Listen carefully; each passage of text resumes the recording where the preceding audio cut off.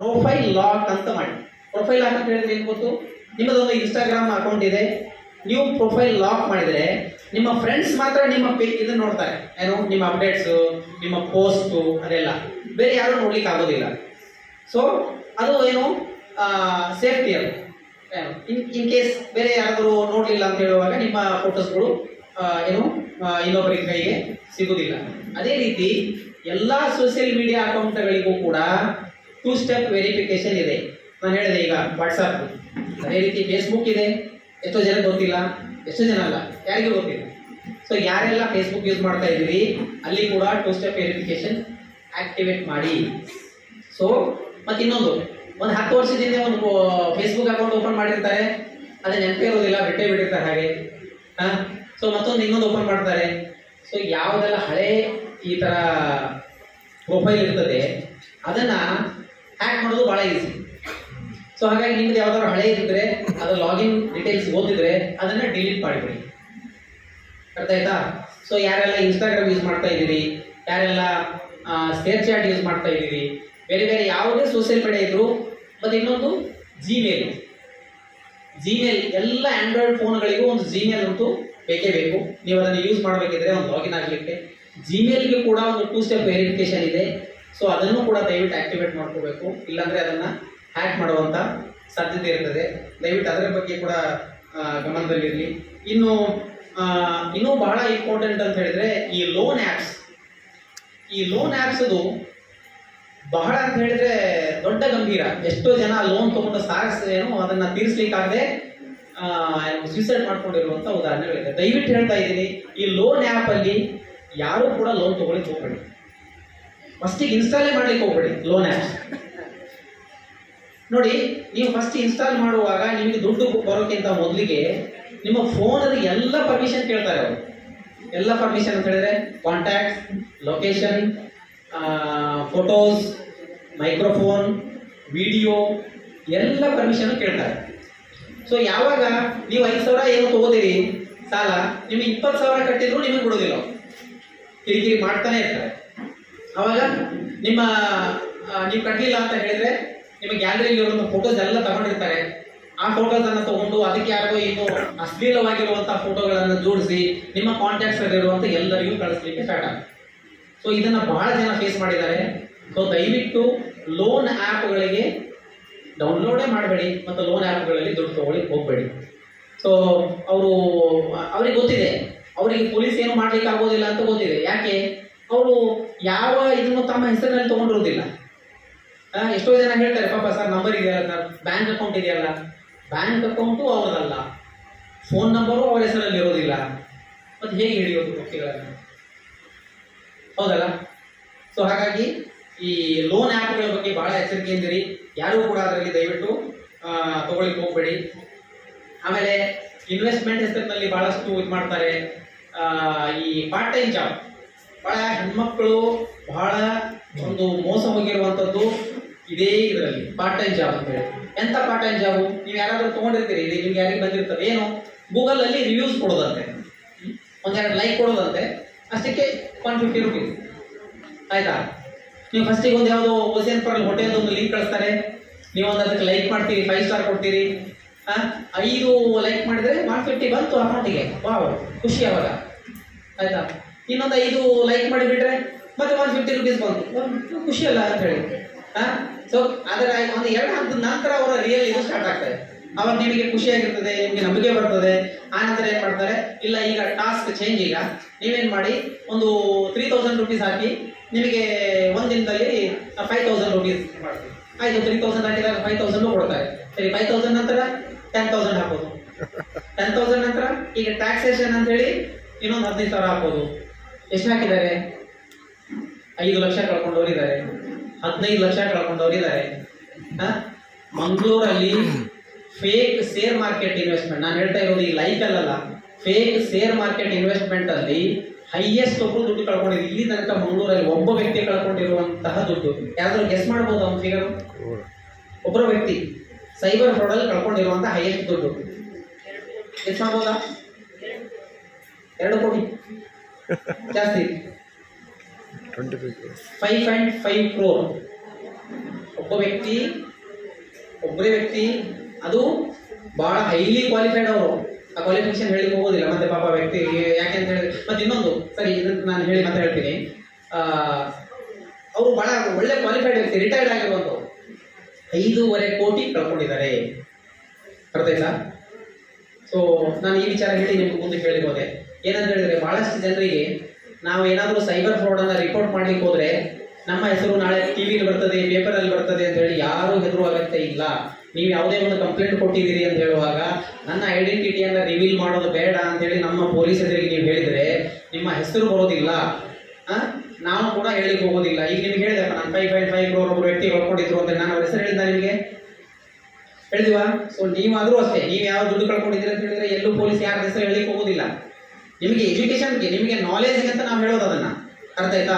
ಬಾಳ ಅಂತ ಹೇಳಿದ್ರೆ ಏನ್ ಹೇಳ್ಬೋದು, ಒಬ್ರು ಏನೋ ಊರ್ವ ನಿವಾಸಿಯಾಗಿರೋ ಒಬ್ರು ಮಹಿಳೆ ಸೈಬರ್ ಫ್ರಾಡ್ ನಲ್ಲಿ 5.5 ಲಕ್ಷ ಕಳೆದುಕೊಂಡಿದ್ದಾರೆ, ಅಥವಾ ಒಬ್ರು ನಿವೃತ್ತ ಉದ್ಯೋಗಿ ಇಷ್ಟು ಕಳ್ಕೊಂಡಿದ್ದಾರೆ ಅಂತ ಹೇಳಿ ಯಾರಿಗೂ ಕೂಡ ನಿಮ್ಮ ಹೆಸರನ್ನ ಹೇಳಿ ನಿಮಗೆ ಆಲ್ರೆಡಿ ದುಡ್ಡು ಕಳ್ಕೊಂಡಾಗ ಒಂದಿಷ್ಟು ಕಷ್ಟ ಆಗಿರ್ತದೆ, ಮತ್ತು ಅವರ ಹೆಸರನ್ನ ಇದು ಮಾಡಿ ರಿವ್ಯುಲೇಷನ್ ಮಾಡುವಂತ ಉದ್ದೇಶ ನಮಗೂ ಇಲ್ಲ. ಇವನ್ ಮೀಡಿಯಾದವರು ಕೂಡ ಸ್ವಲ್ಪ ಈಗೆಲ್ಲ ಜಾಗೃತ ಆಗಿದ್ದಾರೆ, ಅವರು ಕೂಡ ಈಗ ಐಡೆಂಟಿಟಿಯನ್ನ ಹೇಳ್ತಾ ಇಲ್ಲ. ಹಂಗಂತ ನಾನು ಇದು ಯಾಕೆ ಹೇಳಿದೆ ಅಂದ್ರೆ, ನಿಮಗೆ ಯಾರಿಗೆ ಸೈಬರ್ ಫ್ರಾಡ್ ಆದ್ರೆ ಯಾರು ಕೂಡ ಹೆದರ್ಕೊಂಡು ಮನೆಯಲ್ಲಿ ಕೊಡೋದು ಬೇಡ. ಸೈಬರ್ ಫ್ರಾಡ್ ರಿಪೋರ್ಟಿಂಗ್ ನಂಬರ್ ಯಾವುದು ಗೊತ್ತಾ? 1930. ಯಾವುದು? 1930. ಅದಕ್ಕೆ ಕಾಲ್ ಮಾಡಿ. ಇಲ್ಲ ಅಂತ ಹೇಳಿದ್ರೆ ನಿಮ್ಮ ಸಮೀಪದ ಸ್ಟೇಷನ್ ನೀವು ಹೋದ್ರೆ ಅಲ್ಲಿ ಅವರು ಈ ಸೈಬರ್ ಫ್ರಾಡ್ ಅನ್ನ ರಿಪೋರ್ಟ್ ಮಾಡ್ತಾರೆ. ಅದೇ ರೀತಿ ಯಾರಾದ್ರೂ ಮೊಬೈಲ್ ಕಳ್ಕೋತೀರಿ, ನಿಮ್ಮ ಮೊಬೈಲ್ ಏನಾದರೂ ಕಳೆದು ಹೋದ್ರೆ ದಯವಿಟ್ಟು ಅದನ್ನ ಟ್ರ್ಯಾಕ್ ಮಾಡ್ಲಿಕ್ಕೆ ಅವಕಾಶ ಇದೆ. ನೀವು ನಿಮ್ಮ ಲೋಕಲ್ ಸ್ಟೇಷನ್, ನಿಮ್ಮ ಸಮೀಪದ ಸ್ಟೇಷನ್ ಹೋಗಿ ಕಂಪ್ಲೇಂಟ್ ಕೊಡಬೇಕು, ನನ್ನ ಮೊಬೈಲ್ ಕಳೆದು ಹೋಗಿದೆ ಅಂತ ಹೇಳಿ. ಅದು ಹೇಗೆ ಟ್ರ್ಯಾಕ್ ಆಗ್ತದೆ ಅಂತ ಹೇಳಿದ್ರೆ, ಈಗ ಯಾರೋ ಒಂದು ಮೊಬೈಲ್, ನಿಮ್ಮ ಮೊಬೈಲ್ ಕಳೆದು ಹೋಗ್ತದೆ ಇಲ್ಲ ಕದ್ದು ತಗೊಂಡು ಹೋಗ್ತಾರೆ, ಅವ್ರು ಅದನ್ನ ಏನ್ ಮಾಡ್ತಾರೆ, ಮತ್ತೆ ಆ ಲಾಕ್ ಬ್ರೇಕ್, ನಿಮ್ಗೆ ಹೇಳಿದಲ್ಲ ಸ್ಕ್ರೀನ್ ಲಾಕ್ ಅಂತ ಹೇಳಿ, ಅದನ್ನೆಲ್ಲ ಬ್ರೇಕ್ ಮಾಡುವಂತ ಒಂದು ಇದು ಇದಾವೆ. ಬಟ್ ಯಾರು ಕೂಡ ಯಾವಾಗ ಲಾಕ್ ಬ್ರೇಕ್ ಆಗ್ತದೆ ಅಲ್ಲಿ ಡೇಟಾ ಎಲ್ಲ ವೈಪ್ಔಟ್ ಆಗ್ತದೆ.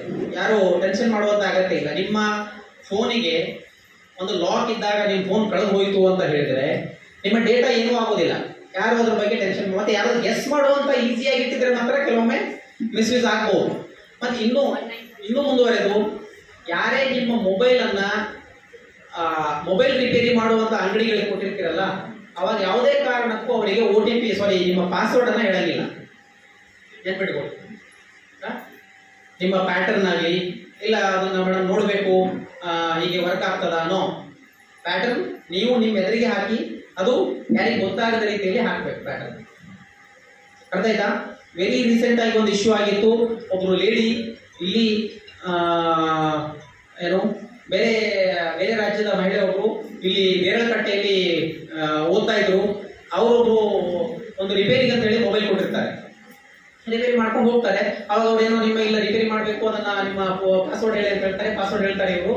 ತುಂಬಾ ದಿನಗಳ ನಂತರ ಇವ್ರದೊಂದು ಫೋಟೋ ಒಂದು ಏನೋ ಸೆಮಿ ಒಂದು ಅರೆ ಇದು ನೆಗ್ನ ಆಗಿರುವಂತಹ ಒಂದು ಫೋಟೋ ಅದು ಇನ್ಸ್ಟಾಗ್ರಾಮ್ ಅಲ್ಲಿ ಯಾವುದೋ ರೀಲ್ಸ್ ಅಲ್ಲಿ ಬಂದ್ಬಿಡುತ್ತೆ. ಸೊ ಅವಾಗ ಅವ್ರು ಬಂದು ಕಂಪ್ಲೇಂಟ್ ಮಾಡ್ತಾರೆ, ಕಂಪ್ಲೇಂಟ್ ಆಗ್ತದೆ. ಅವಾಗ ನಾವು ಕೇಳಿದಾಗ ಅವ್ರು ಏನು ಹೇಳೋದು, ಸರ್ ನಾನು ನನ್ನ ಮೊಬೈಲ್ ಅನ್ನ ರಿಪೇರಿಗೆ ಅಂತ ಹೇಳಿ ಕೊಟ್ಟಿದ್ದೆ, ಅಲ್ಲಿ ಅವರಿಗೆ ಪಾಸ್ವರ್ಡ್ ಹೇಳಿದ್ದೆ ಅಂತ ಹೇಳಿ. ದಯವಿಟ್ಟು ಯಾರೇ ಇದ್ರು ಕೂಡ ನಿಮ್ಮ ಮೊಬೈಲ್ ಅನ್ನ ರಿಪೇರಿ ಕೊಟ್ಟಾಗ ಪಾಸ್ವರ್ಡ್ ಅನ್ನ ಹೇಳಲಿಕ್ಕೆ ಹೋಗಬೇಡಿ. ಸೊ ಇನ್ನೂ ಬಹಳಷ್ಟು ವಿಚಾರ ಇದೆ, ಬಟ್ ಅದರ ಸಮಯದ ಅಭಾವದಿಂದ ನಾವು ಸ್ವಲ್ಪ ಒಂದಿಷ್ಟು ವಿಚಾರಗಳನ್ನು ತಿಳಿಸ್ತಾ ಇದ್ದೀವಿ. ನಿಮಗೆ ಏನಾದರೂ ಸೈಬರ್ ಬಗ್ಗೆ ಸಮಸ್ಯೆಗಳೇನಾದರೂ ಇದ್ರೆ ಸೊ ಅದನ್ನ ನಮ್ಮೊಂದಿಗೆ ಹಂಚ್ಕೊಳ್ಳಿ. ಅದೇ ರೀತಿ ಇನ್ನೊಂದು ವಿಚಾರ ಹೇಳ್ತೀನಿ. ಬಹಳಷ್ಟು ಜನ ಮನೆಯಲ್ಲಿ ಇರುವಂತಹ ಹೆಣ್ಮಕ್ಳು, ಇವನ್ ಕಾಲೇಜ್ ಹೋಗುವಂತಹ ಹೆಣ್ಮಕ್ಳು ಕೂಡ ಇವತ್ತು ಸೋಷಿಯಲ್ ಮೀಡಿಯಾ ಪ್ರೊಫೈಲ್ಗಳಿದೆಯಲ್ಲ, ಯಾವುದೇ ಸೋಷಿಯಲ್ ಮೀಡಿಯಾ ತಗೊಳ್ಳಿ, ಅಲ್ಲಿ ಒಂದು ಸರ್ವೆ ಪ್ರಕಾರ 30% ಅಷ್ಟು ಅಕೌಂಟ್ಗಳು ಫೇಕ್ ಇದಾವೆ. ಅರ್ಥ ಆಯ್ತಾ? ಇದು ಎಲ್ರಿಗೂ ಆಗ್ತದೆ, ಜೆಂಟ್ಸು ಮತ್ತು ಲೇಡಿಗೆ ಅಷ್ಟೇ. ಯಾಕಂತ ಹೇಳಿದ್ರೆ ಚಂದ ಒಂದು ಲೇಡಿಯ ಒಂದು ಫೋಟೋ ಇರುವಂತ ಎಲ್ಲ ಪ್ರೊಫೈಲ್ಗಳು ಜೆನ್ಯೂನ್ ಜನರದ್ದು ಇರುವುದಿಲ್ಲ, ಎಲ್ಲ ಫೇಕ್ ಪ್ರೊಫೈಲ್ಗಳಿರ್ತದೆ. ಅದೇ ರೀತಿ ಏನೋ ಬಹಳ ಚಂದಾಗಿ ಡ್ರೆಸ್ ಮಾಡ್ಕೊಂಡು ಯಾರೋ ಒಬ್ಬ ಜೆಂಟ್ಸ್ ಒಂದು ಕಾರ್ ಹತ್ರ ನಿಂತ್ಕೊಂಡು ಎಲ್ಲೋ ಒಂದು ದೊಡ್ಡ ಇದ್ರ ತರ ನಿಂತ್ಕೊಂಡು ಫೋಟೋಗಳಲ್ಲಿ ಯಾವುದು ಕೂಡ ಜೆನ್ಯೂನ್ ಇರೋದಿಲ್ಲ. ದಯವಿಟ್ಟು ಮಂಗಳೂರಲ್ಲಿ ಆಗಿರುವಂತ ಇನ್ನೊಂದು ಇಶ್ಯೂ ಹೇಳ್ತೀನಿ. ಒಬ್ಬರು ರಿಟೈರ್ಡ್ ಲೇಡಿ ಇದೇ ರೀತಿ ಫೇಸ್ಬುಕ್ ಅಲ್ಲಿ ಬಂದಿರುವಂತ ಯಾವುದೋ ಒಂದು ಅಕೌಂಟ್ ಇಂದ ನಂಬಿ ಒಂದು 2 ವರ್ಷ ಅವರೊಟ್ಟಿಗೆ ಚಾಟಿಂಗ್ ಅಲ್ಲಿ ಇದು ಮಾಡಿಕೊಂಡು ಸುಮಾರು 70 ಲಕ್ಷ ಕಳ್ಕೊಂಡಿದ್ದಾರೆ. ಎಷ್ಟು? 70 ಲಕ್ಷ. ರಿಟೈರ್ಡ್ಗೆ ನೋಡಿ ಅವ್ರು ಎಲ್ಲಿ ತನಕ ಅಂತ ಹೇಳಿದ್ರೆ, ಆರೋಪಿಗಳು ಹೇಳಿರುವಂತಹ ಯಾವುದೋ ಬ್ಯಾಂಕ್ ಅಕೌಂಟಿಗೆ, ಸಾರಿ ಈ ಲೇಡಿದ ಬ್ಯಾಂಕ್ ಅಕೌಂಟಿಗೆ ಆರೋಪಿಗಳು ಕೊಟ್ಟಿರುವಂತಹ ಮೊಬೈಲ್ ನಂಬರ್ನ ಲಿಂಕ್ ಮಾಡಿಸ್ತಾರೆ ಇವರೇ ಬ್ಯಾಂಕಿಗೆ ಹೋಗಿ. ಅರ್ಥ ಆಯ್ತಾ ನಾನು ಹೇಳೋದು? ಬ್ಯಾಂಕ್ ಅಕೌಂಟು ಇವ್ರದ್ದು ಲೇಡಿದು, ಅದಕ್ಕಿರುವಂತಹ ಮೊಬೈಲ್ ನಂಬರು ಫ್ರಾಡ್ಸ್ಟರ್ಗಳು ಲಿಂಕ್ ಮಾಡಿಸ್ತಾರೆ. ಸೊ ಅವ್ರು ಏನ್ ಹೇಳಿದ್ರು, ನನಗೆ ಯೋಗಿ ಆದಿತ್ಯನಾಥ ಗೊತ್ತಿದ್ದಾರೆ, ನಿಮಗೆ ಅವ್ರು ಯಾರೋ ಹಿಂದಿ ಮಾತಾಡೋರು, ನಿಮಗೆ ಏನು ನಿಮ್ಮ ರಿಟೈರ್ಮೆಂಟ್ ಇವರು ಮತ್ತೆ ಏನಾಗ್ತದೆ, ಒಂದು ಇಂಟಿಮೆಸಿ ಬೆಳೆದಾಗ ನಾವು ನಮ್ಮೆಲ್ಲ ಸಮಸ್ಯೆಗಳನ್ನ ಹೇಳ್ಬೋದಿಲ್ಲ. ಆಯ್ತಾ? ಇವರು ಹೇಳ್ಕೊಂಡ್ರೆ ಎಲ್ಲ ಸಮಸ್ಯೆ, ನನಗೆ ರಿಟೈರ್ಮೆಂಟ್ ಪ್ರಾಬ್ಲಮ್ ಇದೆ, ಅದು ಸೆಟಲ್ಮೆಂಟ್ ಆಗ್ತಾ ಇಲ್ಲ, ಹಾಗೆ ಹೀಗೆ ಎಲ್ಲ ಹೇಳ್ಕೊಂಡ್ರು. ಅವರೆಲ್ಲ ಹೇಳಿದ್ರು ನಾವು ಹೆಲ್ಪ್ ಮಾಡ್ತೀವಿ ನಿಮಗೆ ಹಾಗೆ ಹೀಗೆ ಅಂತ ಹೇಳ್ಕೊಂಡು. ಆ ನಂತರ ಅವರ ದುಡ್ಡಲ್ಲಿ ಎಲ್ಲ ದೋಚಿದ್ರು. ದಯವಿಟ್ಟು ನಿಮಗೆ ಗೊತ್ತಿಲ್ಲದೆ ಇರುವಂತಹ ಪ್ರೊಫೈಲ್ಗಳಿಗೆ ಅಥವಾ ನಿಮಗೆ ಗೊತ್ತಿದ್ದವರು ಇದ್ರೂ ಕೂಡ ಯಾರೋ ಏನೋ ಅನ್ನೋನ್ ಪ್ರೊಫೈಲ್ಗಳಿಗೆ ಸೊ ಅಂಥದಕ್ಕೆ ರೆಸ್ಪಾನ್ಸ್ ಮಾಡಿ ಹೋಗ್ಬೇಡಿ. ಇನ್ ಕೇಸ್ ಏನೋ ಯಾರೋ ನಿಮ್ಮ ಫ್ರೆಂಡ್ಸ್ ಇದ್ರೂ ಕೂಡ ಅವರೊಟ್ಟಿಗೆ ನಿಮ್ಮ ಪರ್ಸನಲ್ ಸಮಸ್ಯೆಗಳನ್ನ ಅಥವಾ ನಿಮ್ಮ ಪರ್ಸನಲ್ ವಿಚಾರಗಳನ್ನ ಯಾರೊಟ್ಟಿಗೂ ಆನ್ಲೈನ್ ಅಲ್ಲಿ ಶೇರ್ ಮಾಡ್ಕೊಳ್ಳಿಕ್ಕೆ ಹೋಗ್ಬೇಡಿ. ಸೊ ಒಂದು 2 ನಿಮಿಷದಲ್ಲಿ ಏನಾದರೂ ನಿಮ್ಮ ಪ್ರಶ್ನೆಗಳನ್ನ ಏನಾದರೂ ಕೇಳಲಿಕ್ಕಿದ್ರೆ ಒಂದು 2 ಮಿನಿಟ್ಸ್ ದಯವಿಟ್ಟು ಕೇಳಬೇಡಿ. ಆಲ್ರೆಡಿ ಟೈಮ್ ಜಾಸ್ತಿ ಆಗಿದೆ.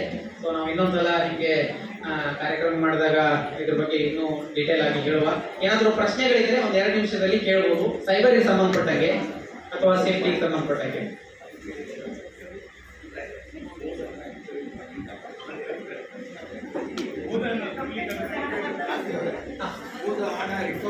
ಎಸ್, ನಾನು ಸಾರಿ ಅದೊಂದು ಮರೆತು ಬಿಟ್ಟೆ. ಹೋದ ಹಣ ಬಹಳಷ್ಟು ಆಗೋದಿಲ್ಲ. ನಾವು 55 ಕೋಟಿ ಅಂತ ಹೇಳಿದೀವಿ. 55 ಕೋಟಿ 2024ರಲ್ಲಿ ಹೋಯ್ತು ಅಂತ ಹೇಳಿದೀವಿ. ಅದರಲ್ಲಿ ನಮಗೆ ರಿಟರ್ನ್ ಮಾಡಿಸ್ಲಿಕ್ಕೆ ಆಗಿರುವಂತದ್ದು ಖಾಲಿ 2 ಕೋಟಿ. ಅಧಿಕೃತವಾಗಿ ನಮಗೆ ರಿಟರ್ನ್ ಮಾಡಲಿಕ್ಕೆ ಸಾಧ್ಯ ಆಗಿರೋದು ಖಾಲಿ 2 ಕೋಟಿ ಮಾತ್ರ. ಅದಕ್ಕಿಂತ ಹೆಚ್ಚಿಗೆ ರಿಟರ್ನ್ ಮಾಡಿಸ್ಲಿಕ್ಕೆ ಆಗಿಲ್ಲ. ಯಾಕೆ ಆಗೋದಿಲ್ಲ ಅಂತ ಹೇಳಿದ್ರೆ ಎಲ್ಲ ಫೇಕ್ ಪ್ರೊಫೈಲ್ ಇರ್ತದೆ. ಈಗ ಒಂದು ಅಕೌಂಟಲ್ಲಿ ದುಡ್ಡು ಹೋಗಿತ್ತಾ ಅಂತ ವ್ಯಕ್ತಿಯನ್ನು ಹೋಗಿ ನಾವು ಹಿಡಿದು ನೋಡಿದಾಗ ಎಲ್ಲರನ್ನೂ ಅರೆಸ್ಟ್ ಮಾಡಿದ್ದೀವಿ, ಹಿಡಿದಿದ್ದೀವಿ. ಅವ್ರು ಹೇಳೋದಿಷ್ಟೇ, ನನಗೆ ಯಾರೋ ಒಬ್ರು ಬಂದರು ಅಥವಾ ನನ್ನ ಫ್ರೆಂಡ್ ಬಂದ, ನನಗೆ ಒಂದು ಅಕೌಂಟಿಗೆ ಒಂದು 10,000 ಕೊಡ್ತೀನಿ ಅಂತ ಹೇಳಿದ, ನಾನು ಅವರಿಗೆ ಅಕೌಂಟ್ ಕೊಟ್ಟುಬಿಟ್ಟೆ. ಇದು ಎಲ್ಲೋ ಹಿಂದಿಯವರು ಕೊಟ್ಟಿದ್ದಲ್ಲ. ಮಂಗಳೂರಲ್ಲಿನೇ ಒಂದು ಉಳ್ಳಾಲದಲ್ಲಿ ಒಂದು ಅಕೌಂಟಲ್ಲಿ ಒಂದು 5 ಕೋಟಿ ಟ್ರಾನ್ಸಾಕ್ಷನ್ ಆಗ್ತದೆ. ಹೋಗಿ ನೋಡಿದ್ರೆ ಅಲ್ಲಿ ಒಂದು ಅಂತ ಶಾಪು ಇಲ್ಲ, ಅಂಥದ್ದು ವ್ಯಕ್ತಿನೂ ಇಲ್ಲ. ಉಳ್ಳಾಲದ ಒಂದು ಯಾವುದೋ ಬ್ಯಾಂಕ್, ನಾನು ಪ್ರೈವೇಟ್ ಬ್ಯಾಂಕ್ ಮರೆತೋಯ್ತು. ಸೊ ಅದೇ ರೀತಿ ಸಿಮ್ ಮಾರಾಟ. ನಾವೊಂದು ಬೆಳ್ತಂಗಡಿ ಹುಡುಗನನ್ನು ನಾನೇ ಅರೆಸ್ಟ್ ಮಾಡಿದೆ. ಇಲ್ಲಿ ನಮ್ಮ ಕುಲಶೇಖರದಿಂದ ಮುಂದೆ ಒಂದು ಮನೆಯಲ್ಲಿ ಅವನ ಹತ್ರ 86 ಸಿಮ್ ಕಾರ್ಡ್ ಸಿಕ್ತು. ಎಷ್ಟು? 86 ಸಿಮ್ ಕಾರ್ಡ್. ಏನ್ ಮಾಡಿದ? ಅವರ ಫ್ರೆಂಡ್ಸ್ನವ್ರು, ಕಾಲೇಜ್ ಫ್ರೆಂಡ್ಸ್ನವ್ರ ಹತ್ರ 200 ರೂಪಾಯಿ ಕೊಡ್ತೀನಿ ಅಂತೇಳಿ ಅವ್ರ ಕಡೆಯಿಂದ ಹೆಬ್ಬೆಟ್ಟು ಓದಿಸಿ ಇದು ತಂಬೆಲ್ಲ ಕೊಟ್ಟು ಸಿಮ್ ಪರ್ಚೇಸ್ ಮಾಡಿ, ಇವನು ಇನ್ನೊಬ್ಬನಿಗೆ ಫ್ರೆಂಡ್ ಕೊಡು, ಅವನು ಇನ್ನೊಬ್ಬನ ಫ್ರೆಂಡ್ ಕೊಡು, ಇನ್ನೊಬ್ಬ ದುಬೈಗೆ ಹೋಗಿ ಮಾರಾಟ ಮಾಡಿ ಬಂದ್ಬಿಡು. Indian Sims. ನೀವೆಲ್ಲ ಹೇಳ್ತೀರಿ, ಸರ್ ಏನ್ ಸರ್ ಇಂಡಿಯನ್ ನಂಬರ್ ಇದೆ ಇಲ್ಲಿ ನೋಡಿ, ಇಷ್ಟೆಲ್ಲ ಇವರು ನಮಗೆ ವಾಟ್ಸಪ್ ಮಾಡ್ತಿದ್ದಾರೆ, ಇಷ್ಟೇ ದುಡ್ಡು ಕಳ್ಕೊಂಡಿದ್ದೀನಿ, ದಯವಿಟ್ಟು ಅವ್ರು ಹಿಡಿದು ನನಗೆ ವಾಪಸ್ ಕೊಡ್ಸಿರ್ತಾರೆ. ಎಲ್ಲಿ ಹೋಗೋದು? ದುಬೈಗೆ ಹೋಗೋಣ ಹಿಡಿಲಿಕ್ಕೆ. ಇದು ಸಮಸ್ಯೆ. ಸೊ ಈ ರೀತಿ ಇನ್ನೂ ಬಹಳಷ್ಟು ವಿಚಾರ ಇದೆ. ಮತ್ತೆ ನಾವು ಹೇಳುವ ಇಲ್ಲಿ ತನಕ ಒಂದಿಷ್ಟು ವಿಚಾರಗಳನ್ನ ನಿಮ್ಮ ಮುಂದೆ ಹೇಳ್ಕೊಳ್ಳಿಕ್ಕೆ ಅವಕಾಶ ಮಾಡಿಕೊಟ್ಟಿರುವಂತಹ ಮಂಗಳೂರು ತಾಲೂಕು ಮಹಿಳಾ ಮಂಡಳ ಒಕ್ಕೂಟದ ಅಧ್ಯಕ್ಷರಿಗೂ ಎಲ್ಲ ಪದಾಧಿಕಾರಿಯವರಿಗೂ ಮತ್ತು ಇಷ್ಟೊತ್ತು ನೀವು ಬೆಳಗ್ಗೆಯಿಂದ ಬಂದಿದ್ರು ಕೂಡ ಒಂದಿಷ್ಟು ವಿಚಾರಗಳನ್ನ ಕೇಳ್ಕೊಂಡಿದ್ದಕ್ಕೆ, ಮತ್ತೆ ಒಂದೇ ನನ್ನ ರಿಕ್ವೆಸ್ಟು, ಎಷ್ಟೇ ನೀವು ಒಂದೇ ವಿಚಾರ ತಿಳ್ಕೊಂಡಿದ್ರು ದಯವಿಟ್ಟು ಇದನ್ನ ಎಲ್ಲರಿಗೂ ಹೇಳಿ. ಇದ್ರದ್ದು ಅವೇರ್ನೆಸ್ ಸ್ಪ್ರೆಡ್ ಆಗಲಿ. ನಮ್ಮ ಏನೋ ಈ ಫೇಸ್ಬುಕ್ ಅಲ್ಲಿ ಸುಳ್ಳು ಸುದ್ದಿಗಳು, ಆಮೇಲೆ ಎಂಥದೋ ಇದು ವೈರಲ್ ಆಗೋದಕ್ಕಿಂತ ಇಂಥ ಸುದ್ದಿಗಳು, ಅವೇರ್ನೆಸ್ ಸುದ್ದಿಗಳು ವೈರಲ್ ಆಗಲಿ ಅಂತ ಹೇಳ್ತಾ ಒಂದಿಷ್ಟು ಇದಕ್ಕೆ ಸಂಬಂಧಪಟ್ಟಿದ್ದ ವಿಡಿಯೋಸ್ ಇದೆ. ನಾನು ಅದನ್ನ ಮೇಡಮ್ಗೆ ಶೇರ್ ಮಾಡ್ತೀನಿ. ಅಂದ್ರೆ ಅವೇರ್ನೆಸ್ ವಿಡಿಯೋಸ್ ಇದೆ, ಯಾವ ರೀತಿ ಇದನ್ನ ಏನು ಆಕ್ಟಿವೇಟ್ ಮಾಡ್ಕೋಬೇಕಂತ ಹೇಳುವಂಥದ್ದನ್ನ. ಸೊ ಅದನ್ನ ನಾನು ಕಳಿಸ್ತೀನಿ, ಅದನ್ನ ತಾವೆಲ್ಲರೂ ಕೂಡ ಶೇರ್ ಮಾಡ್ಕೊಳ್ರಿ.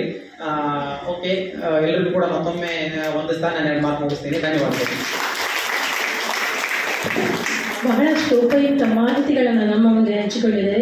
ಬಹುಶಃ ಇನ್ನೊಮ್ಮೆ ಚರ್ಚಾ ಕೂಟವನ್ನು ಏರ್ಪಡಿಸಬೇಕಂತ ಮಾಡಬೇಕು ಅಂತ ಹೇಳ್ಬೇಡಿ. ಯಾಕಂದರೆ ತಮ್ಮ ಕ್ವಶನ್ಸ್ ಕೂಡ ಇರ್ಬೋದು, ಅದು ಈಗ ಕೆಲವರು ಕೇಳ್ತಾರೆ, ಅದು ಲೇಟ್ ಆಗುತ್ತೆ ಅನ್ನೋ ವಿಷಯಕ್ಕೋಸ್ಕರ ಖಂಡಿತವಾಗಿ ತಮ್ಮ ಈ ಒಂದು ಮಾಹಿತಿಗೆ ಧನ್ಯವಾದಗಳನ್ನು ಹೇಳುತ್ತಾ ವಿಶ್ವ ಮಹಿಳಾ ದಿನಾಚರಣೆ ಆದ್ದರಿಂದಾಗಿ ನಾವೊಂದು ಮಹಿಳೆಯರನ್ನು ಈ ಒಂದು ಸಂದರ್ಭದಲ್ಲಿ ಗುರುತಿಸುವಂಥ ಕಾರ್ಯ ಮಾಡೋದಿದ್ರೆ